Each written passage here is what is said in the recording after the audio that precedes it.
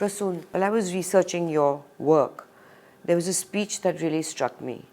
You were speaking about journalism, a very impassioned speech.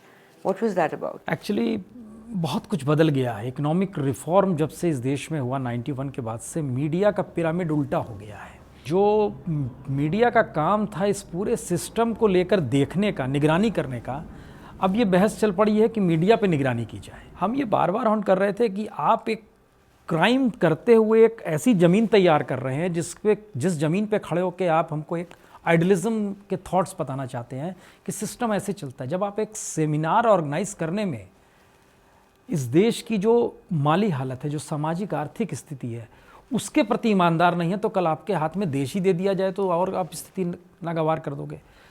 इसीलिए हमने उस पूरे मीडिया के उस प्रोसेस को लाकर रखने की कोशिश की। चूँकि एडिटर्स बैठे थे, हमें ये बार बार लग रहा था कि कोई भी लड़का पढ़ के निकलता है तो चाहता है कि वह किसी जगह पे जाए, काम करे, लेकिन जो एडिटर कहीं पर जाता है वो पहला सवाल क्यों करता है कि आपको लेने से हमें क्या लाभ होगा।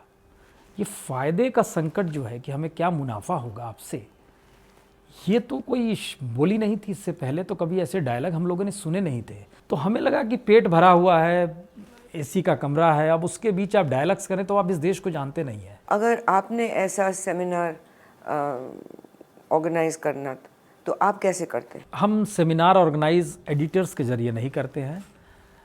और हमने देखिए सेमिनार ऑर्गेनाइज तो हम अपने लिहाज से नहीं कहना चाहिए, हमने कई प्रयोग किए हैं। जब जब हमें समझ में आया है कि जर्नलिज्म हो रही है तो मसलन हम आपको बताएं, जिस न्यूज़ चैनल में हमारे पास पावर्स इस रूप में रहे हैं कि अब आप ही को इम्प्लीमेंट करना है, तो हमने कभी भी पॉलिटिकल फेसेस को नहीं बुलाया है।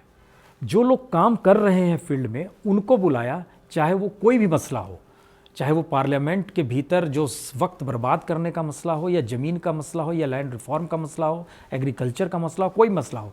और हमने ये अक्सर देखा है कि जो टीआरपी की बहस होती है वो टीआरपी उसकी ज़्यादा आती है। हम बताएं आपको कि एक बार बजट को लेकर हमने एक प्रयोग किया कि जब बजट हो रहा है उसके पैरेलल में हमने 2-3 जगह वो भी गाँव में खड़ी करवाई और हमने कहा इससे आपको क्या लेना देना, इस देश का बजट आपके लिए है, आपको पता ही नहीं है इस देश का फाइनेंस मिनिस्टर कौन है, आपके लिए मैटर ही नहीं करता। अगर आप खेती करते हैं तो एग्रीकल्चर मिनिस्टर कौन है, प्राइम मिनिस्टर कौन है, उनके जहन में इंदिरा से आगे बात बढ़ती ही नहीं है। तो इसका मतलब है कि देश का एक बड़ा हिस्सा, बड़ा तबका जो है जानता नहीं है। और हमने देखा कमाल की टीआरपी आ गई उसकी। बजट एक तरफ चल रहा है जहां बजट पे बड़े बड़े विशेषज्ञ बैठा के हम डिस्कशन कर रहे हैं, वहां हम एक देश की दूसरी तस्वीर दिखलाना चाह रहे हैं। तो मेरे ख्याल से वो दूसरी नहीं, वो असली तस्वीर। आप दूसरी कहिए, असली कहिए। हिंदी एंकर्स को जैसे ट्रीट करते हैं लोग, बहुत फ़र्क है इंग्लिश एंकर्स से, ये सही है? मधु, ये हो सकता है, देखिए ये और है भी, हम इससे इनकार नहीं करते हैं, लेकिन हमें लगता है कि एक्चुअली आप करना क्या चाहते हैं ये आपको समझ में आना चाहिए। हम किसी भी न्यूज़ चैनल में हमने काम किया, हम नहीं गए, कभी प्राइम मिनिस्टर के साथ नहीं गए, 1-2 बार ऑफर हुआ, हमने इनकार कर दिया, हम नहीं जाएंगे, और कुछ जगहों पर भेजा नहीं गया। अब आप सोचिए कि हम एक चीज़ करना चाह रहे हैं, उसका रास्ता हो सकता है कि पाकिस्तान के एम्बेसडर कुछ जर्नलिस्टों को ले जाना चाहें। गिलानी साहब के बेटे की शादी हो रही थी, कुछ जर्नलिस्टों को पीओके ले गए थे घुमाने के लिए, हम उसमें भी नहीं गए। हमें लगता है कि जो काम हम लोग कर रहे हैं उसकी ईमानदारी इस बात में लेकर है कि आप अपने तरीके से ज़रा उस नर्व सेंटर को पकड़ने की कोशिश कीजिए कि ये देश चलता कैसे है। बड़ा आसान है जाना, ये हमें पता नहीं था, और बड़ा आसान है उस पार से हमें कहा गया, उस जगह पे ले जाया गया जहाँ से श्रीनगर का एक गांव दिखाई देता है कश्मीर का, और हमें कहा गया कि अगर आप हमको $50 दे तो हम आपको यहीं से भेज दिया। आप दिल्ली होके मुजफ्फराबाद होते हुए इस्लामाबाद और फिर लाहौर से हवाई जहाज पकड़ के आप क्यों जाना चाहते हैं, हम यहीं से आपको भेज देते हैं। तो ये बताइए, आपने इतने मीडिया हाउसेस में काम किया है, अब ये बताइए किस में नहीं काम किया? सहारा की तो बहुत अजीब कहानी है कि जब आप लालू की इंटरव्यू आपने ख़त्म की तो उनने आपको कहा कि तुम इस चैनल में कैसे पहुंच गए, और आपने उनको जवाब दिया सुधारने के लिए। हाँ, सुधारने के लिए। मुश्किल ये आई कि दरअसल हमारी एंकरिंग रोकी गई, बजट का दिन था, एंकरिंग रोकी गई, और वो डायलॉग हमारे लगातार चल रहे थे, सुब्रत राय से चल रहे थे। हमने उनसे फ़ोन पे बात की, उन्हें भी पता नहीं था कि ये सब चीज़ें हो रही हैं, लेकिन जो एक कोटरी और कॉकस होता है वो इतना मजबूत था। तो हमने कहा कि देखिए, ये ऐसा इमरजेंसी में भी नहीं होता है कि किसी एडिटर को कह दीजिए कि एडिटोरियल ना लिखे। अब टेलीविज़न का युग है तो किसी एंकर को कह दीजिए आप एंकरिंग ही नहीं करो, और वो एडिटर इन चीफ है आपके ऑर्गेनाइजेशन का। हम बोले सवाल ये नहीं है कि आप 2 दिन हमारी एंकरिंग रोक देंगे, सवाल ये है कि दरअसल मंशा साफ आपकी नहीं है। ये बहुत साफ है, या तो ये चीज़ें सही है या गलत है, बीच की चीज़ होती नहीं है कि आप टॉर्चर कर रहे हैं, कुछ मैसेज कन्वे करना चाहते हैं। हम बोले बड़ी ट्रांसपेरेंसी होनी चाहिए। तो सुब्रता उन्हें इसलिए रोका क्योंकि आपने जो लालू प्रसाद यादव को जवाब दिया। पता नहीं किस लिए रोका, लेकिन एक कॉकस था जो लगातार उन पर दबाव डाल रहा था, प्रेशर डाल रहा था। और इसका दूसरा पक्ष ये भी है कि हमारे छोड़ने के चंद दिनों के बाद फिर फ़ोन आया कि आप आ जाइए। हमने बोला नहीं, वो सवाल ये नहीं आप है। जब आपने जब वो जॉब छोड़ा तो आप 7 कॉलीग्स को साथ ले गए। वो 7 कलीग्स हमें ले गए थे वहाँ पर। अच्छा ठीक है, पर इकट्ठे गए। हम बड़ा अच्छा काम कर रहे थे आज तक में, और संयोग से आज तक में कोई काम नहीं हो रहा था। उस दौर भूत प्रेत का दौर था, हम लगातार लड़ाई लड़ते थे। इसलिए हमसे जब एग्जिट इंटरव्यू में पूछा गया, हम बोले कि 1 पैसे की बढ़ोतरी पे नहीं जा रहे हैं, और आप कहिएगा तो हम काम यहीं शुरू कर देते हैं, लेकिन काम कराइए तो। सुबह से लेकर शाम तक चाय पी के कैसे वक्त काटा जा सकता है, ये हमें पता ही नहीं है हमें। पर आपका सबसे पहले कौन सा था टेलीविज़न में? आज तक में हमने 2 पारियां खेली, एक 96 से लेकर 2003 तक थे। अच्छा। लगातार। उसके बाद हम एनडीटीवी चले गए, एनडीटीवी शुरू होना था, लेकिन वहाँ भी हम 14 महीने टिक पाए। क्यों का मतलब नहीं है, लेकिन हमें लगा कि अगर आप उस पीरियड को याद कीजिए 2003-04 में, तो टीआरपी को लेकर उस समय उतनी समझ विकसित हुई नहीं थी। लेकिन पता नहीं क्यों हम जब समझते हैं तो हर चीज़ को समझते हैं। तो हमने इस पे लेके बड़ी लंबी इन लोगों से बातचीत की कि अब जो है, जहाँ से हम लोग को टेक ऑफ करना था, हमने एनडीटीवी को टेक ऑफ करा दिया। अब अगर आपने रफ्तार नहीं पकड़ी और अपने डायमेंशंस नहीं खोले और अब नए तरीके की पत्रकारिता शुरू नहीं की और काम बहुत एग्रेसिवली नहीं किया, तो बहुत मुश्किल हो जाएगी। संयोग से हम गए थे, एक इंटरव्यू करने गए थे अजीत जोगी का, और उस फ्लाइट में हमारे साथ वृंदा करात भी लौट रही थी, और संयोग से दोनों की सीट एक साथ थी, और वो हमसे लगी पूछने कि बताइए क्या है एनडीटीवी का हाल। हमने बताना शुरू किया। अब हमें लगा वो सब बताना शायद एक टकराव की स्थिति इंटरनली हो गई, या उन्होंने बताया होगा जो भी। आप जानते थे कि वृंदा कारत राधिका की बहन? हाँ, बखूबी जानते थे, और हमें ये सोच के बताया था कि हो सकता है कि हम मैसेज कन्वे हो जाए। हम इसमें बड़े ट्रांसपेरेंट थे। उल्टा हो गया? नहीं, उल्टा नहीं हुआ, वो अच्छा ही हुआ। हमें लगता है छोड़ दिए, ठीक है, इसमें क्या दिक्कत है। एनडीटीवी किसी स्थिति में खड़ा, ये हर कोई जानता है आज की तारीख में। ये कोई बुरी स्थिति नहीं है कि हमने कुछ गलत कर दिया। हाँ, गलत कर दिया होता अगर हमको लगता है नहीं वाकई। तो फिर एनडीटीवी से आप फिर आज तक आ गए। फिर आज तक के बाद जब भूत प्रेत का जब दौर आया तो सहारा चले गए। सहारा की तरफ से आया कि आप ही देखेंगे सब कुछ। हमने बोला इससे श्रेष्ठ कुछ हो नहीं सकता है, और हमने उस 6 महीने के भीतर में 4 महीने हम स्क्रीन पर रहे। 2 महीने तो तैयारी लॉन्च करना था, रीलॉन्च करना था। उस 4 महीने के दौरान हमें लगता है आंख बंद करके किसी भी दौर का कोई भी फुटेज या कोई भी स्टोरी उठा के देख लीजिए आप, वो सवाल हमारे करने का नहीं है। उन लड़कों से हम करा रहे थे जिनको कोई एक्सपीरियंस नहीं था, जिनको कभी जगह नहीं मिली थी जाने की, जिनके ऊपर खर्च कभी नहीं किया जा सकता था।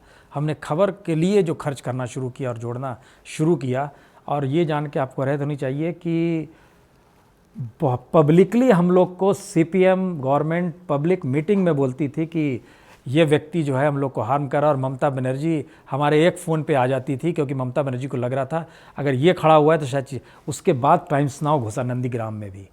सिंगूर से जो हमने चीज़ें उठाई थी बंगाल की, वो नंदीग्राम होते हुए इस स्थिति में आ गई थी कि पूरे बंगाल के भीतर लोग देखते थे। हम जब जाते थे तो हमें पहली बार महसूस हुआ कि मीडिया का मतलब पब्लिक परसेप्शन में कितना पावरफुल होता है, ये पॉलिटिक्स भी उसके सामने कितनी कमज़ोर हो जाती है। ये हमने फर्स्ट टाइम महसूस किया। ये बताइए कि आजकल जैसे जर्नलिज्म अब चल रही है, भ्रष्टाचार, जर्नलिज्म में भ्रष्टाचार की इतनी बातें होती हैं और थोड़ी बहुत निकली भी हैं, पर जो असलियत इतना जो हम जानते हैं अंदरूनी बातें, वो तो अभी तक नहीं निकली। आप क्या समझते हैं कि यह आगे का क्या रास्ता है ये जर्नलिज्म का? देखिए, जर्नलिज्म एक वक्त के बाद तो एक नया दौर भी आया है जिसमें कॉरपोरेट जर्नलिज्म को संभालना चाह रहा है। कॉरपोरेट का पैसा आ जाए, हर मालिक ये सोचने लगा है।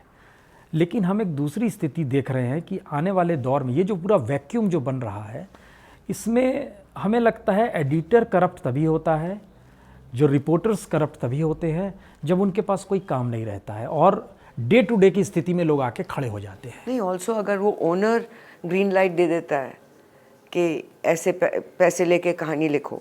हम तो बोल रहे हैं यहाँ सिर्फ कैश चाहिए, स्थिति ये आ गई है। इसका मतलब है कि सोच जो है इतनी कमजोर और बिल्कुल निचले स्तर पे आ गई। इतनी निचली है कि मैं समझती हूँ कि ये ऐसी है कि अगर कोई डॉक्टर बगैर ज़रूरत किसी का ऑपरेशन करे पैसे बनाने के लिए, या कोई लॉयर एक केस को चलाता जाए पैसे बनाने के लिए और किसी की ज़िंदगी ख़राब करे, जर्नलिज्म भी वही स्थिति पहुँच गई है कि अब पैसा ही पैसा चलाता है। मीडिया के भीतर यह विज़न क्यों नहीं है कि वह अल्टरनेटिव इकोनॉमिक्स के ज़रिए मीडिया को चलाने की स्थिति में आ जाए? क्यों नहीं है? हमारा कहना है जब आप अपनी खबरों को लेकर गांव और पंचायत तक में जाएंगे तो आपको उसकी इकोनॉमी से अपने आप को जोड़ते हुए मीडिया चलाना है। एक प्रयोग होता है, राजकोट में एक अखबार निकलता है, अकीला नाम है, बड़े शानदार अखबार है, 24 पन्ने का अखबार है, सिर्फ 4 पेज खबर रहती है, 20 पेज विज्ञापन रहता है।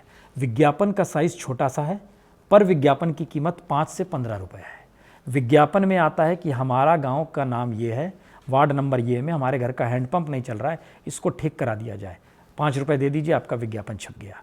और उसमें जो चीज़ें छप जाती हैं वो चीज़ें उस इलाके के नेता को पूरी करनी है। मोदी भी जाते हैं तो उस अखबार के दफ्तर में जरूर जाएंगे, सैम पेत्रोदा भी जाते हैं तो वो भी जाते हैं। उसने कई तरीके से अल्टरनेटिव वे में चीज़ें डेवलप की है। ये तो बहुत बढ़िया कहानी है, पर कि उसकी सर्कुलेशन कितनी है? नहीं, सर्कुलेशन हाईली सर्कुलेटेड है। दोपहर मतलब का अखबार करीबन? नहीं, दोपहर का अखबार है और आप कल्पना नहीं कर सकते हैं कि वो अखबार निकलता है और मन लाखों में है। वो कहना मतलब आप उसकी एक अच्छी चीज़ है कि आप साइट पे चले जाइए, उसके दुनिया भर में जितने गुजराती हैं उस अकीला की साइट पर आते हैं। हमारा कहना है ये प्रयोग टेलीविज़न में भी हो सकता है, ये प्रयोग किसी भी नेशनल न्यूज़पेपर में हो सकता है। आपने अल्टरनेटिव इकोनॉमिक्स को समझा ही नहीं इस देश में। आप स्टेट पर ही निर्भर रहना चाहते हैं, कॉरपोरेट पे ही निर्भर रहना चाहते हैं, प्राइवेट सेक्टर को ही मापदंड बनाते हैं। आप देखते हैं कि जो अमेरिका जितना भी भ्रष्टाचार से भरा हुआ है, उनकी जर्नलिज्म तब भी इतनी करप्ट नहीं है कि वो अगर वो फ्रंट पेज बेचें तो वहाँ तो हंगामा हो जाए कि फ्रंट पेज अपना है। यहाँ तो फ्रंट पेज को छोड़ो, वो तो हेडलाइन को भी बेच देते, मतलब मास्टहेड को भी बेच देते कि आय अगर नीचे इंश्योरेंस का ऐड है ब्लू में तो उनने टाइम्स ऑफ इंडिया की सारी आय उसी फॉन्ट और उसी ब्लू में कर दी। इससे ज़्यादा लोगों के दिमाग के साथ खेलना, इससे ज़्यादा क्या ख़राब हो सकता है कि आज आप पढ़ते हो, आपको ये नहीं पता चला कि फ्रंट पेज में एक कहानी लिखी गई थी जो बिल्कुल हेडलाइन, फॉन्ट, स्टोरी बिल्कुल एडिटोरियल कॉपी जैसी है, और जब आप पढ़ते हो ध्यान से, छोटे से कॉर्नर में एक लिखा हुआ ADVT एडवर्टाइजमेंट। इससे ज़्यादा झूठ क्या हो सकता है? This is our largest selling paper. और इससे बड़ा सच क्या हो सकता है? पायनियर का एडिटर बीजेपी का सांसद है, हिंदुस्तान टाइम्स के मालिकान कांग्रेस के टिकट पर राज्यसभा में पहुंचते हैं। ये क्यों नहीं लिखा जाना चाहिए? अखबार के ऊपर सीधे लिख दीजिए, पढ़ना है पढ़िए, नहीं पढ़ना है मत पढ़िए, क्लियर तो रहेगा कि आपका विज़न क्या है। तो सवाल है इस देश में अगर हर चीज़ का केंद्र अगर वो पॉलिटिक्स है, जिस पॉलिटिक्स का मतलब सत्ता है और जहाँ सब पैसा है, और उसी के ज़रिए अगर देश चलना है तो स्थिति क्या है? ये नहीं हो रहा ना, ये नहीं हो रहा, क्योंकि अभी जो जैसे जर्नलिज्म की जो है, जो मैं देख रही हूँ, क्योंकि मैंने तो 40 साल से मैं कर रही हूँ जर्नलिज्म, और जब हमने शुरू की थी और कोई तरीका ही नहीं था, सिर्फ आइडियलिज्म ही था, हम सब इसीलिए इस काम में जुड़े थे। अब जो हम देखते हैं, जो नए बच्चे आते हैं, उनका पहला है कि हमने टीवी पर जाना है, ग्लैमर हो गया, ये लिबरलाइजेशन, ग्लोबलाइजेशन का जो माहौल है is so chaotic and confusing. Idealism तो छोड़ो, we have institutionalised corruption in journalism and that is unless we fight it. अगर हम इसको ज़्यादा लोगों को बताएं नहीं कि जो आप पढ़ रहे हो ये कॉपी नहीं है जी, ये इश्तिहार है। और जब पेजेस बिक जाते हैं, one corporate planting a story against another corporate, one political party planting a story another political. आजकल आप क्या देख रहे हो? ये जो आर्मी चीफ का हफड़ा चल रहा है, I see every story as a plant. ये कहाँ से प्लांट हुआ है इसके बारे में, ये स्टोरी किसी और पेपर में किसी और ने प्लांट किया उसके खिलाफ। तो ये अब जर्नलिज्म का तरीका जो हो गया है, क्या हो सकता है जो इसको सही तरीके, क्योंकि we are fighting a mountain of a different way of looking at things. Money is everything, bottom line is everything. And as मैंने सिद्धार्थ वरदराजन के इंटरव्यू किया है, एडिटर ऑफ हिंदू, उनने कहा कि हम ऐसे नहीं करते, और ये भी कहा कि अच्छा प्रॉफिट मिल जाता है। बिल्कुल। कोई ज़रूरत नहीं है इसकी कि ऐसा करना, पर ये सिर्फ लालच है। ये लालच है कि कितना पैसा बना सकते हैं। ये मधुर लालच नहीं है, ये एक समाज में उस पावरफुल तबके में मान्यता भी दिला रहा है। मुश्किल ये हो गई है, आपकी रेपुटेशन की ज़रूरत अब नेगेटिविटी के साथ भी चलती है। सवाल इस दौर में सिर्फ पॉजिटिव एस्पेक्ट नहीं है, किसी भी रूप में आपको रहना है वहाँ पर। नहीं, अगर जो करप्ट भी हो वो सोसाइटी में पूरा एक्सेप्टेड है, बिल्कुल एक्सेप्टेड है। एक दिन जेल जाता है, दूसरे दिन पार्टी में है, बिल्कुल, और लोग उसके साथ हमदर्दी कर रहे हैं। हमदर्दी करते हैं, फोटो खिंचाते हैं, दिखाते हैं, बताते हैं। हंसना नहीं चाहिए, तो ये बहुत स्थिति दुख है। की बात है सर। नहीं, जाहिर है ये त्रासदी है हमारे समाज की, लेकिन हमें लगता है एक प्रयोग इस देश में किसी को करना चाहिए, या किसी भी जो जितने भी मीडिया हाउसेज है, हमें लगना है कि उनके भीतर ये ताकत है, अगर वो खड़े हो जाए कि हमें नहीं, वही तो कैसे मीडिया चलाना है। हाउसेस तो कर रहे हैं, सारे ओनर्स ही कर रहे हैं, they all part of the creating the system. नहीं, जब जिनके समीर दूसरे जैन ने धंधे शुरू हैं, किया था वो तो नहीं कर पाएंगे, लेकिन जिसके नहीं, सिर्फ मीडिया है। हाँ, पर जो जब समीर जैन ने शुरू किया था और सब ने हंगामा किया कि ये गलत काम कर रहे हैं, तो उनने कहा तुम लोग सब मुझे फॉलो करेंगे, और उनने किया। अच्छा, आप एक बात बताइए, हम जब आप धोबी घाट पर आए थे उस वक्त आपने एक बताई थी कि ये 3-4 एडिटर्स जाते हैं पीएमओ में आपने बोला था कि मिनिस्ट्री में। हाँ, मिनिस्ट्री में कैबिनेट बनाई गई है 5 मिनिस्टर्स की। जो ये आप मुझे वो सिस्टम ज़रा समझाइए, क्या होता है? एक कैबिनेट बनाई हुई है कि 5 मिनिस्टर्स ब्रीफिंग के लिए है, मीडिया ब्रीफिंग के लिए व्यवस्था की गई है कि जिससे जो मीडिया के भीतर से जो गुबार निकलता है सरकार के खिलाफ वो ना निकले, और उसमें वो दरअसल एक एडवाइजरी होती है। कुछ चीज़ों को लेकर बोलते हैं कि ये एडवाइजरी है, आप इसको अपने स्क्रीन पे मत दिखाइए, लेकिन इस दौर में वो एडवाइजरी जो होती है, संपादक इतना डरा हुआ है या अपने आप को लेकर उसको लगता है वो इतना अस्थिर है, क्योंकि सरकार और सत्ता से सटे रहने का सुकून जो है वो हर कोई इस दौर में पाना चाहता है, और वही उसको मान्यता भी दिला देता है। नहीं, पर जब आप गए हो इसमें, हाँ, हम 2 बार गए हैं, उसके अंदर नहीं गए। अच्छा, तो आपको उनने कोई चेतावनी दी कि ये नहीं, कोई मत चेतावनी नहीं होती है। उस समय मसला जैसे तेलंगाना का चल रहा था, तेलंगाना मूवमेंट मत दिखाइए, तो आपने दिखाई? चला हमारे यहाँ, लेकिन फिर हुआ क्या कि- हुआ? अगर नहीं, आपने दिखा दी तो क्या हुआ? नहीं भैया, उनका कॉल था कि अगर आप इसको बहुत ज़्यादा दिखाएंगे तो जाहिर है आप तेलंगाना मुद्दे को लेकर कांग्रेस का क्या स्टैंड था, और कांग्रेस की ही वहाँ गवर्नमेंट है, क्या उलझन है, फिर वाईएसआर के नहीं, बाद वो तो ठीक है, पर आर देयर एनी रिपरकशंस उनके? नहीं, कुछ नहीं होगा, आपको दिखाना चाहिए।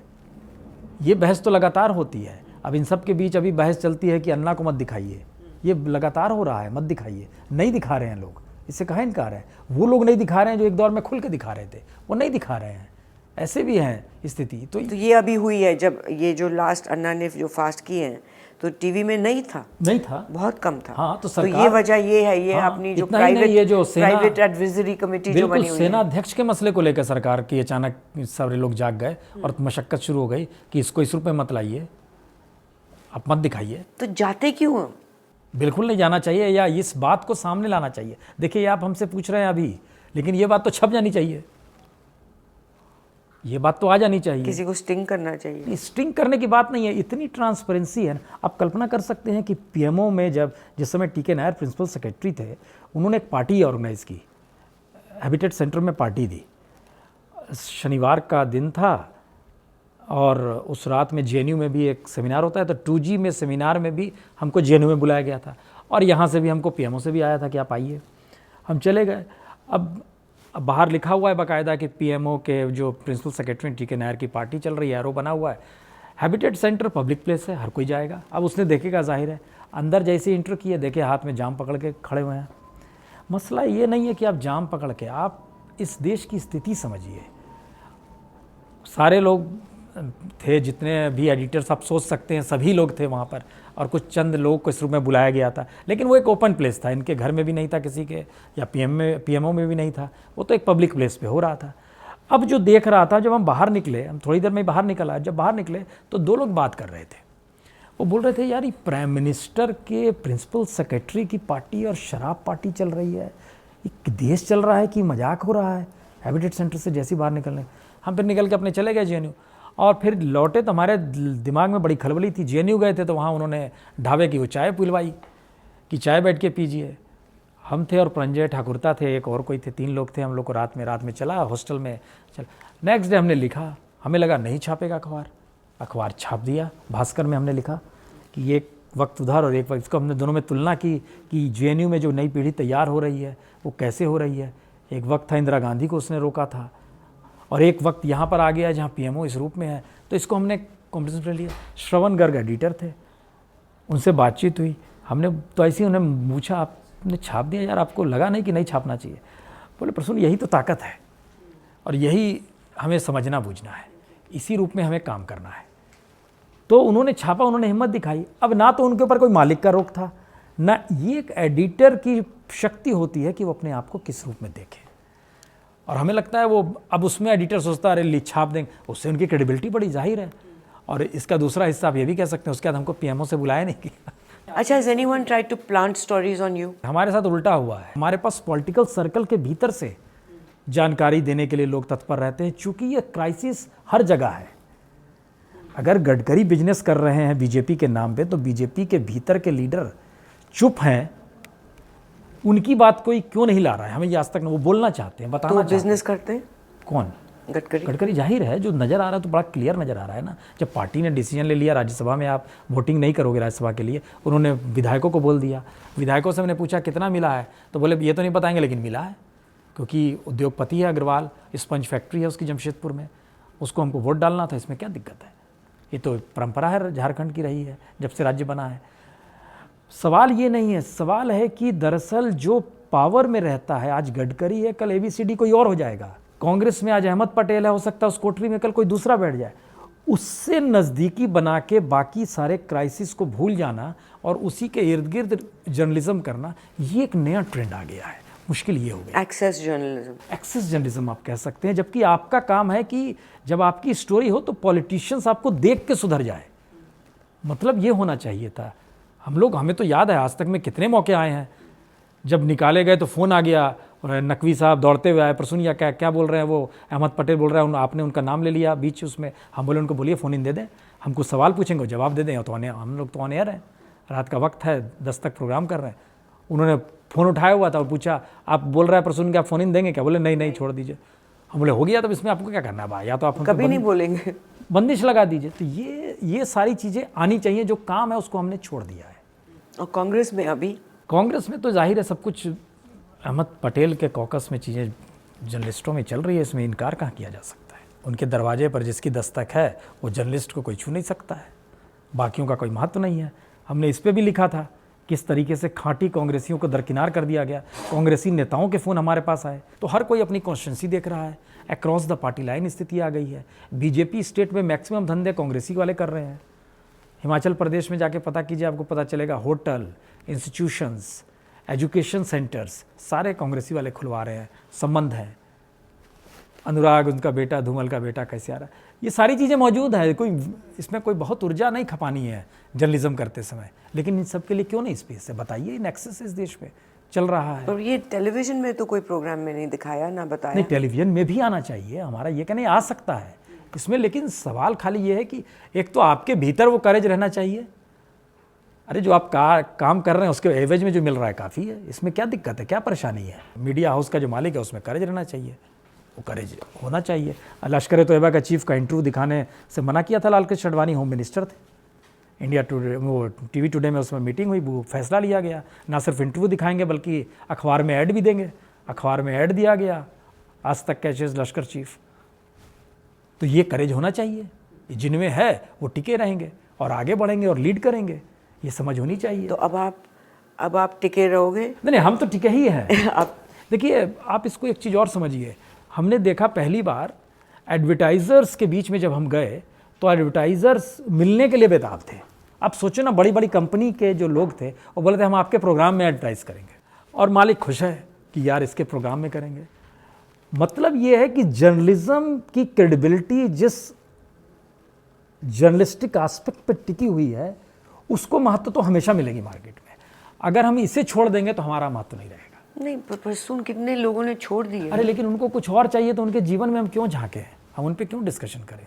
उनको जीवन में कुछ और चाहिए। मधु, बात ऐसी है कि राज्यसभा टीवी और लोकसभा टीवी में देख के कुछ सुकून होता है। एग्जैक्टली, क्योंकि वो ठहरा देता है आपको, झटके में आपको रोकता है। हाँ, अच्छा लगता है आपको, हमें भी अच्छा लगता है। बड़ा शानदार लगता है कि 1 घंटे प्रोग्राम चल रहा है, आप ठहर के कम से कम सुन रहे हैं, समझ रहे हैं। अच्छा, एक प्रोग्राम में जहाँ आप आशुतोष के साथ बैठे थे, मैं ख्याल आज तक में, और आपने लालू प्रसाद यादव को खूब नीडल किया और उनको काफ़ी गुस्सा आया कि मैं नहीं आऊँगा, अब तुम लोग मुझे यहाँ बुलाते हो, ये वो। आपने उनको पूछा कि आपने इतनी शानदार अपने लिए फर्स्ट क्लास की वो ग्लैमरस कंपार्टमेंट ट्रेन बोगी बनाई है, तो आपने गरीबों के लिए, तो आप हो चीफ मिनिस्टर और आपने ये कैसे बनाई? चीफ मिनिस्टर नहीं, रेलवे मिनिस्टर, और बिहार का नहीं सोचा? नहीं, जो कि लालू देखिए जिस परिवेश से आते हैं, बड़ा हाशिए पर पड़ा हुआ परिवेश है वो।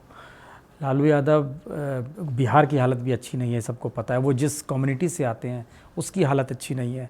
तो ऐसे तबके जिन जगहों से आते हैं उसमें एक भरोसा जगाता है कि ये लोग कम से कम उन परिस्थितियों को जानते तो हैं, तो जानते हैं तो आप कुछ तो करेंगे, यही सोच के तो रिजर्व सीट की गई। गुस्सा जायज़ है, पहला बजट था उनका, रेलवे बजट, तो उनका गुस्सा जायज़ है, वो कल्पना नहीं करते हैं, क्योंकि वो पावर का एहसास भी है ना, आप उनको कैसे बता सकते हैं।